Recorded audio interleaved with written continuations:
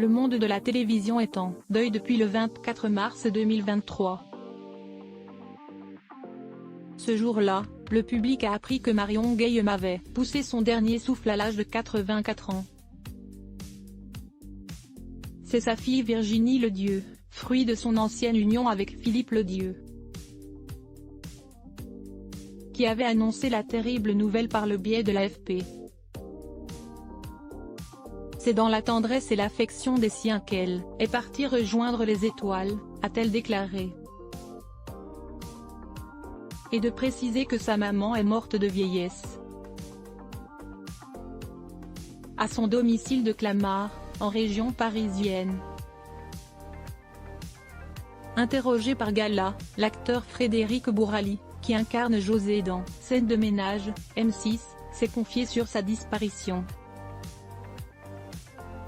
À l'occasion de la promotion de la pièce Avenue César, dans laquelle il donne la réplique à Christelle Reboul, Frédéric Bourali a accordé une interview à nos confrères. Et il n'a bien entendu pas échappé à une question sur Marion Guilhem, sa collègue de Scène de ménage. Comme pour tous, sa disparition a été difficile à encaisser pour le partenaire de Valérie Carcenti, Liliane. Nous savions depuis pas mal de temps qu'elle n'allait pas bien.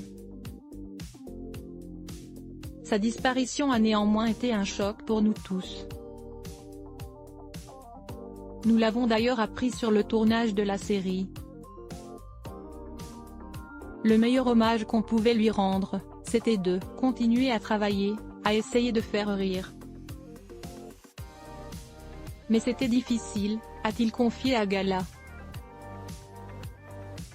L'acteur de 62 ans était présent pour rendre un dernier hommage à Marion Guilhem, le 31 mars dernier.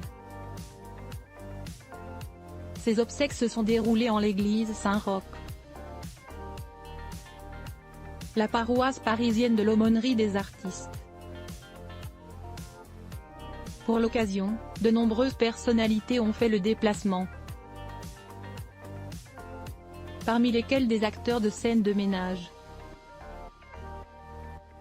Frédéric Bourali, la famille de la défunte actrice a pu compter sur la présence Amélie Etas, qui joue Camille, Anne-Elisabeth Blateau, Emma, Lou Denis et Lyon, Fabien, Grégoire Bonnet, Philippe.